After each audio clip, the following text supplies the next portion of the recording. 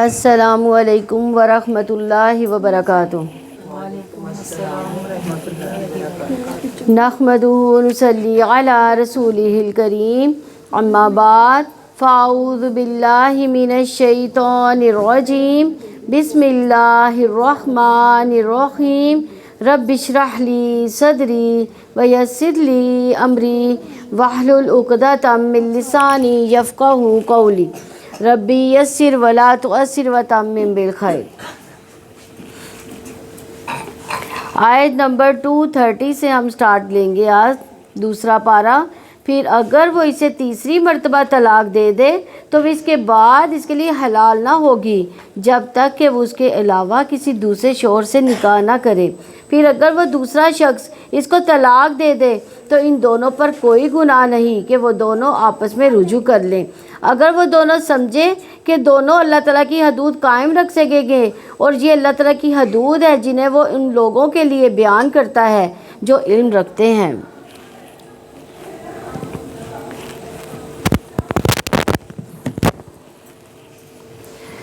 اور جب تم اپنی عورتوں کو طلاق دو پس وہ اپنی عدت کو پہنچ جائیں تو اچھے طریقے سے انہیں روک لو یا اچھے طریقے سے انہیں چھوڑ دو، اور انہیں تکلیف دینے کے لیے نہ روکے رکھو کہ تم زیادتی کرو، اور جو ایسا کرے تو یقیناً اس نے اپنی جان پر ظلم کیا۔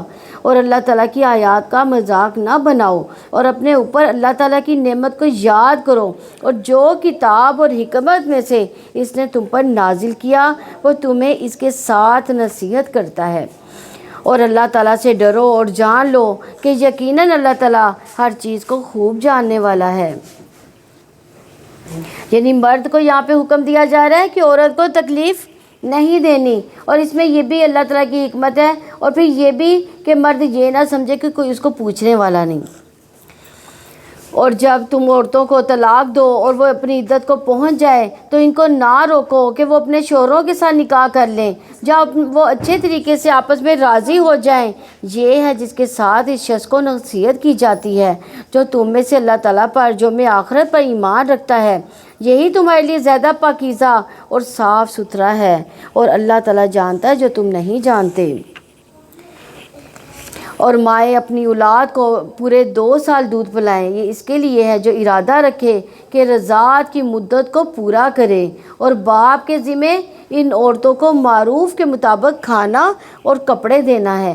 کسی شخص کو اس کی طاقت سے زیادہ تکلیف نہیں دی جاتی، نہ کسی ماں کو اس کے بچے کی وجہ سے نقصان پہنچایا جائے، اور نہ ہی باپ کو اس کے بچے کی وجہ سے تکلیف دی جائے، اور یہی ذمہ داری وارث پر بھی ہے۔ پھر اگر دونوں باہمی رضامندی اور باہمی مشورے سے دودھ چھڑانے کا ارادہ کریں تو بھی ان دونوں پر کوئی گناہ نہیں۔ اگر تم ارادہ کر لو کہ اپنے بچوں کو دودھ پلواؤ تو تم پر کوئی گناہ نہیں، جب معروف طریقے کے مطابق جو دینا ہو وہ تم ان کو پورا ادا کر دو، اور اللہ تعالیٰ سے ڈرو اور جان رکھو یقیناً جو بھی تم کرتے ہو اللہ تعالیٰ اس کو خوب دیکھنے والا ہے۔ یعنی بچے کو دودھ پلانا جو ہے فرض ہے، اسی لیے رسول اللہ صلی اللہ علیہ وسلم نے فرمایا، میرے پاس 2 آدمی آئے، انہوں نے میرا بازو پکڑا اور مجھے ایک دشوار گزار پہاڑ کے پاس لے گئے۔ ہم ایسی عورتوں کے پاس سے گزرے کہ سانپ ان کے سینوں کو نوچ رہے تھے۔ میں نے پوچھا ان عورتوں کا کیا معاملہ ہے؟ انہوں نے کہا یہ اپنے بچوں کو دودھ نہ پلانے والی عورتیں ہیں۔ یہاں اگر دیکھا جائے تو عورتیں دودھ کیوں نہیں پلاتی؟ اس لیے کہ کہیں ان کے فگر خراب نہ ہو جائے، حالانکہ یہ بہت بڑا ظلم ہے۔ کس کے ساتھ ظلم ہے؟ یہ بچے کے ساتھ، یعنی ایسا بچہ ساری زندگی کے لیے صحت کے مسائل کا شکار ہو سکتا ہے۔ لیکن اگر عورت بیمار ہے تو پھر کیا ہو سکتا ہے؟ پھر دودھ جو ہے چھڑوایا جا سکتا ہے، لیکن یہ ہے یا کسی اور عورت سے دودھ پلوایا جا سکتا ہے۔ اور جو لوگ تم میں سے وفات پا جائیں اور اپنے پیچھے بیویاں چھوڑ جائیں وہ اپنے آپ کو 4 مہینے اور 10 دن تک انتظار میں رکھیں۔ پھر جب وہ اپنی عدت کو پہنچ جائیں تو جو کچھ وہ اپنی ذات کے بارے میں معروف طریقے سے کریں تم بھی اس کا کوئی گناہ نہیں، تو اللہ تعالیٰ ان کاموں سے پوری طرح باخبر ہے جو بھی تم عمل کرتے ہو۔ یعنی بیوہ عورت کی عدت کتنی بتائی گئی ہے؟ 4 ماہ اور 10 دن، اور تم پر کوئی گناہ نہیں کہ تم ان عورتوں کو اشارتاً نکاح کا پیغام دو یا اپنے دل میں چھپاؤ۔ اللہ تعالیٰ نے جان لیا کہ تم لازماً انہیں ضرور یاد کرو گے، لیکن تم ان سے کوئی پوشیدہ عہد و پیمان نہ کرو مگر یہ کہ تم معروف بات کہو اور عقد نکاح کا ارادہ نہ کرو یہاں تک کہ عدت اپنی انتہا کو پہنچ جائے۔ اور جان لو اللہ تعالیٰ یقیناً جانتا ہے جو کچھ تمہارے دلوں میں ہے، لہٰذا تم اس سے ڈر جاؤ، اور جان لو اللہ تعالیٰ یقیناً بے حد بخشنے والا نہایت بردبار ہے۔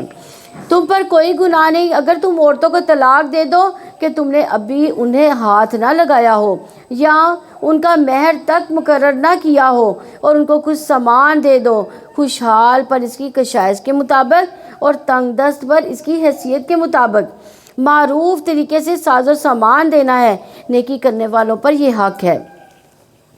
اور اگر تم نے انہیں طلاق دے دی اس سے پہلے کہ تم انہیں ہاتھ لگاؤ اور تم اس کے لیے مہر بھی مقرر کر چکے تھے تو تم نے مقرر کیا اس کا نصف لازم ہے، مگر یہ کہ خود معاف کر دیں یا وہ مرد معاف کر دے جس کے ہاتھ میں نکاح کی گرہ ہے۔ اور تقویٰ کے زیادہ قریب یہی ہے کہ تم معاف کر دو اور آپس میں فضل کو فراموش نہ کرو، یقیناً تم جو کچھ بھی کرتے ہو اللہ تعالیٰ اس کو خوب دیکھنے والا ہے۔ اور معاف کرنا تقویٰ کے قریب ہے، یہ تقویٰ کی علامت ہے۔ وَلَا تَنْسَوْا الْفَضْلَ بَيْنَكُمْ، فضل کہتے ہیں حق سے زیادہ دینے کو، اور کسی کی بھی احسان فراموشی نہیں کرنی چاہیے، اور احسان یاد رکھنا ایمان کی نشانی ہے، اور ازدواجی تعلقات میں احسان کے بغیر خوشحالی آ ہی نہیں سکتی، اور احسان صرف زندگی میں نہیں بلکہ فوت ہونے کے بعد بھی یاد رکھنا چاہیے۔ اور احسان کو بھولنے والی عورت سے اللہ تعالیٰ جو ہے بیزار ہوتے ہیں، اس لیے آپ صلی اللہ علیہ وسلم نے فرمایا اللہ تعالیٰ اس عورت کی طرف نظر رحمت سے نہیں دیکھتا جو اپنے خاوند کی شکر گزار نہیں ہوتی، حالانکہ وہ اس سے بے نیاز نہیں ہو سکتی۔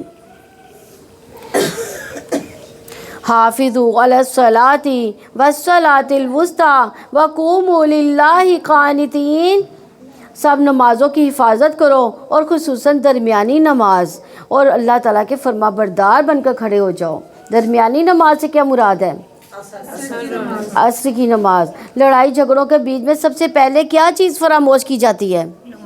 نماز ہی چھوٹتی ہے، تو صلاۃ وسطیٰ سے مراد عصر کی نماز، اس کو وقت پر ادا کرنا چاہیے کیونکہ نماز عصر میں دیر کرنا منافق کی علامت ہے۔ آپ صلی اللہ علیہ وسلم نے فرمایا جس شخص کی نماز عصر فوت ہو جائے گویا اس کا اہل اور اس کا مال ہی لٹ گیا۔ اور پھر اگر تمہیں خوف ہو پیدل یا سوار ہو کر پڑھ لو، پھر جب عمل میں آ جائے تو اللہ تعالیٰ کو ایسے ہی یاد کرو جیسے اس نے تمہیں سکھایا جسے تم نہیں جانتے تھے۔ اور تم میں سے جو لوگ فوت ہو جائیں اور بیویاں چھوڑ جائیں ان پر لازم ہے کہ وہ اپنی بیویوں کے لیے 1 سال تک سامان دینے اور نہ انہیں نکالنے کی وصیت کریں۔ پھر اگر وہ نکل جائیں تو تم پر کوئی گناہ نہیں، جو کچھ وہ اپنے بارے میں معروف طریقے سے کریں، اور اللہ تعالیٰ سب پر غالب کمال حکمت والا ہے۔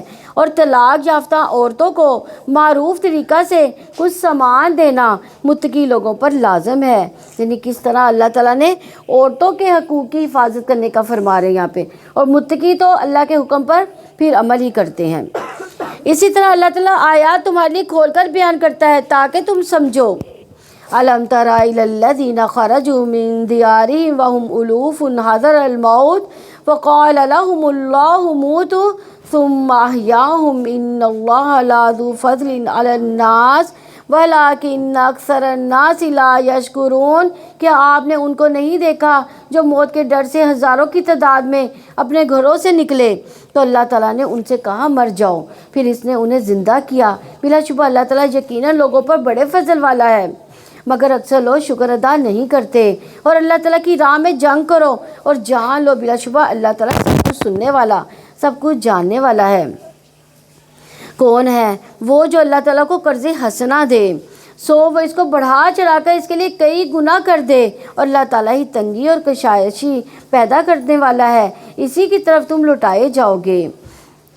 یعنی یہ مدنی صورت ہے جس میں آپ پر سال میں 1 یا 2 بار جنگ جو تھی مسلط ہوتی تھی، تو اسی لیے زیادہ سے زیادہ اللہ کے راستے میں صدقے کرنے کا حکم دیا گیا۔ اور قرض حسنہ سے کیا مراد ہے؟ ہاں یعنی اللہ سے ثواب کی امید رکھ کر خوشی کے ساتھ اللہ کی راہ میں خرچ کرنا. اس لیے ابن مبارک کہتے ہیں وہ قرض جو حلال مال سے دیا گیا ہو اور جسے دے کر احسان نہ جتایا جائے یا جس کو دیا جائے اس کو اذیت نہ کسی قسم کی پہنچائی جائے، اصل میں یہی قرض حسنہ ہے. کیا آپ نے موسیٰ کے بعد بنی اسرائیل کے سرداروں کو نہیں دیکھا جب انہوں نے اپنے نبی سے کہا ہمارے لیے کسی کو بادشاہ بنا دیں کہ ہم اللہ تعالیٰ کے راستے میں جنگ کریں؟ نبی نے جواب دیا یقیناً قریب ہو تم کہ اگر تم پر جنگ فرض کر دی جائے تو تم قتال نہ کرو. انہوں نے کہا اور ہمیں کیا ہے کہ ہم اللہ تعالیٰ کی راہ میں جنگ نہ کریں، حالانکہ ہمیں ہمارے گھروں سے ہمارے بیٹوں سے نکالا گیا اور پھر جب ان سے پر جنگ فرض کر دی گئی تو ان میں تھوڑی سی تعداد کے علاوہ باقی سب پھر گئے. اللہ تعالیٰ ظالموں کو خوب جاننے والا ہے. ان کے نبی نے ان سے کہا بلا شبہ اللہ تعالیٰ نے یقیناً طالوت کو تمہارے لیے بادشاہ مقرر کیا. انہوں نے جواب دیا ہم تو اس کو حکومت کیسے اس کی ہو سکتی ہے جبکہ ہم اس سے زیادہ بادشاہت کی حقدار ہیں اور اسے مالی کشائش بھی نہیں دی گئی. نبی نے کہا بلا شبہ اللہ تعالیٰ نے اسے تمہارے لیے چنا اور اسے علمی اور جسمانی فراغی عطا کی گئی. اللہ تعالیٰ اپنی بادشاہت جسے چاہتا ہے عطا کرتا ہے. اللہ تعالیٰ بڑی وسعت والا سب کچھ جاننے والا ہے. ہمارے دین میں منصب کی چاہت کی ممانعت کی گئی ہے. خود سے کوئی عہدہ نہیں کسی سے مانگنا چاہیے، لیکن اگر اللہ تعالیٰ کی طرف سے کوئی عہدہ مل جائے تو پھر کیا کرنا چاہیے؟ اللہ تعالیٰ سے مدد مانگنی چاہیے. ٹھیک ہے، اس کے ذریعے اللہ تعالیٰ کے قریب ہو جانا چاہیے کیونکہ علم والوں کو بغیر علم والوں پر فضیلت حاصل ہے. اس میں دیکھنا یہ چاہیے کہ لیڈرشپ میں کون سی دو خصوصیات جہاں بیان کی گئی ہیں. کون سی دو خصوصیات ہیں؟ جسمانی قوت ہے اور کام کرنے کی اہلیت بھی ہو اس میں، تو اس کے کام کرنا وہ جانتا ہو. اور ان سے ان کے نبی نے کہا اس کی بادشاہت کی نشانی یہ ہے کہ تمہارے پاس وہ صندوق آ جائے گا جس میں تمہارے رب کی طرف سے سکینت ہوگی اور آل موسیٰ اور آل ہارون کی باقیات ہوں گی. اس کو فرشتے اٹھا کر لائیں گے. بلا شبہ اس میں تمہارے لیے یقیناً نشانی ہے اگر تم مومن ہو. یعنی یہ آیت سکینت کہلاتی ہے اور سکینت وہ اطمینان ہوتا ہے جو اللہ تعالیٰ اپنے بندوں کے دلوں میں ڈالتا ہے کیونکہ سکینت بندے کو سکون اور باوقار بنا دیتی ہے اور خوف کے وقت انسان کے دل کو مضبوطی دیتی ہے. فتنے اس کو ہلا نہیں سکتے اور آزمائشیں اس پر اثر انداز نہیں ہوتی کیونکہ غم انسان کو نہیں گلاتے بلکہ غموں سے انسان کا ایمان اور یقین اور بڑھ جاتا ہے. اسی لیے ابن قیم رحمہ اللہ سکینت کے مرتبے کے شرح بیان کرتے ہوئے کہتے ہیں کہ یہ اللہ کے لیے عطا کیے گئے رتبوں میں سے ایک رتبہ ہے. یہ رتبہ انسان کی ذاتی محنت اور کسب کی وجہ سے نہیں ہوتا. اس کے علاوہ قرآن مجید میں 6 مقامات پر آیات سکینت ہے. ایک جو اس آیت میں ہم نے پڑھی سورہ بقرہ کی 248 آیت میں اور 2 بار سورہ توبہ میں آئی ہے، یہ 26 نمبر اور 40 نمبر. 3 بار جو آئی ہے سورہ فتح میں 4, 18 اور 26 نمبر آیت میں. یہ جو ساری آیتیں ہیں یہ آیتیں سکینت کہلاتی ہیں. جب انسان ان آیات کو سنتا ہے پڑھتا ہے تو شیطانی حملوں اور بیماریوں سے اس کو نجات ملتی ہے. اس لیے ابن قیم کہتے ہیں ابن تیمیہ رحمہ اللہ جب معاملات ان پر شدت اختیار کر کے اور تو وہ سکینت والی آیات پڑھتے اور میں نے ان کو ایک بہت عظیم واقعہ بیان کرتے ہوئے سنا جو ان کی بیماری میں پیش آیا. وہ اس کو برداشت کرنے سے عاجز تھے. یہ شیطانی روح سے جنگ کرنے اور ان کا مقابلہ کرنے کا واقعہ ہے کہ جب ان کی قوت کمزور ہوئی ان کے سامنے شیطانی روحیں ظاہر ہو گئی. جب انسان بہت زیادہ بیمار ہوتا ہے تو کیا ہوتا ہے؟ اس کو مختلف چیزیں نظر آنا شروع ہو جاتی ہیں، یعنی اس وقت انسان میں کمزوری آتی ہے تو شیطانی چیزیں انسان کو نظر آنا شروع ہو جاتی ہیں. جب معاملہ ان پر شدت اختیار کر گیا تو انہوں نے اپنے رشتہ داروں سے کہا کہ مجھ پر سکینت والی آیات پڑھو.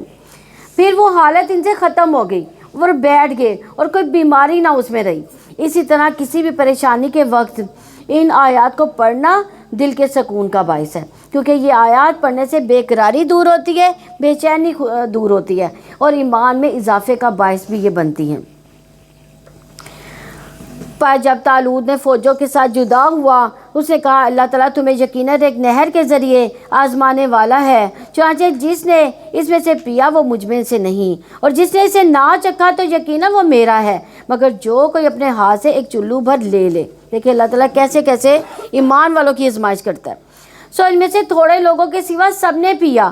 چنانچہ جب طالوت نے ان لوگوں نے جو ان کے ساتھ ایمان لائے انہوں نے دریا پار کر لیا تو انہوں نے کہا آج ہم میں جالوت اور اس کی فوجوں کا مقابلہ کرنے کی طاقت نہیں۔ کیوں نہیں طاقت رہی تھی؟